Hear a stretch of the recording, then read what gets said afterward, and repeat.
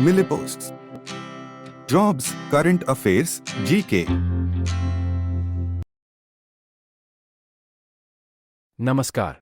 मानस, भारत ने पहली toll free राष्ट्रीय मादक पदार्थ निरोधक हेल्पलाइन शुरू की। केंद्रीय गृह मंत्री अमित शाह मादक पदार्थों से संबंधित मुद्दों के लिए भारत की पहली टोल फ्री राष्ट्रीय हेल्पलाइन शुरू करने जा रहे हैं, जिसे मानस मादक पदार्थ निषेध सूचना केंद्र या मादक पदार्थ निषेध खुफिया केंद्र कहा जाता है। इसकी शुरुआत 18 जुलाई को नार्को समन्वय केंद्र (NCORD) की 7वीं बैठक के दौरान होगी।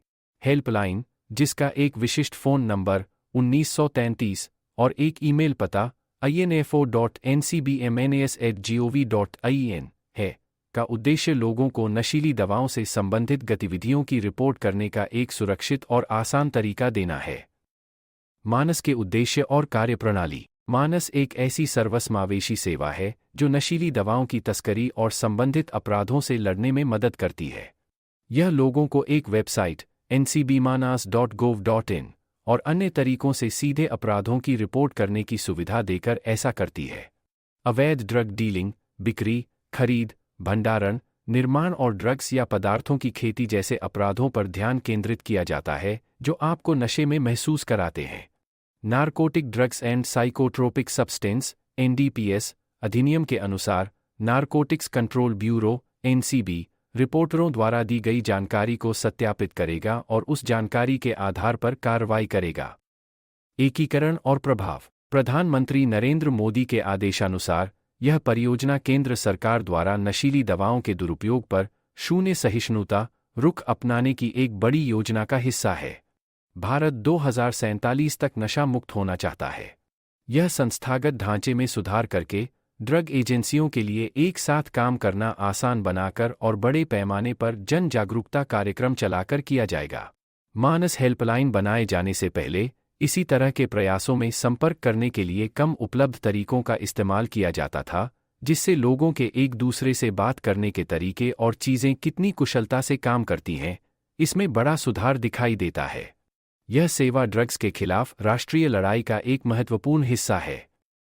मादक द्रव्य निरोधक ढांचे को मजबूत करना। जिस समय मानस हेल्पलाइन खुली, उसी समय श्रीनगर में NCB का नया क्षेत्रीय कार्यालय खुला और 2023 के लिए NCB की वार्षिक रिपोर्ट सार्वजनिक की गई। ये दोनों ही कार्यक्रम देश भर में मादक द्रव्य निरोधक अभियानों को बेहतर बनाने के लिए चल रहे प्रयासों का महत्वपूर्ण हिस्सा हैं। NCORD प्रणाली, जिसे 2016 में स्थापित किया गया था और 2019 में इसमें सुधार किया गया, इस योजना का एक महत्वपूर्ण हिस्सा है क्योंकि यह राष्ट्रीय, राज्य और जिला स्तरों को एक साथ काम करने में मदद करती है। विशेष कार्य दल, नशीली दवाओं के निपटान अभियान और अन्य कार्यक्रमों के निर्माण से इसे और भी मजबूत बनाया गया है, जिनका उद्देश्य भारत में नशीली दवाओं की समस्या को रोकना है। नार्को समन्वय केंद्र (NCORD) के बारे में। नार्को समन्वय केंद्र (NCORD) 2021 में महाराष्ट्र, भारत में खोला गया था। यह कानून प्रवर्तन एजेंसियों को नशीली दवाओं के अपराध से लड़ने के लिए एक साथ काम करने में मदद करता है। NCORD विभिन्न कार्यालयों, जैसे कि नारकोटिक्स कंट्रोल ब्यूरो, पुलिस और सीमा शुल्क से जानकारी साझा करने और कार्रवाई का समन्वय करने के लिए डिजिटल प्लेटफॉर्म का उपयोग करता है। वास्तविक समय की जानकारी और समन्वित कानून प्रवर्तन प्रयासों के माध्यम से केंद्र को नशीली दवाओं के दुरुपयोग और तस्करी को और अधिक बढ़ने से रोकने की उम्मीद है। यह परियोजना दर्शाती है कि भारत सरकार नशीली दवाओं की समस्या को और अधिक बढ़ने से रोकने के लिए कार्रवाई कर रही है। सरकार की ओर से ड्रग्स पर युद्ध आदेश NCORD को बताता है कि उसे अपना व्यवसाय कैसे चलाना है।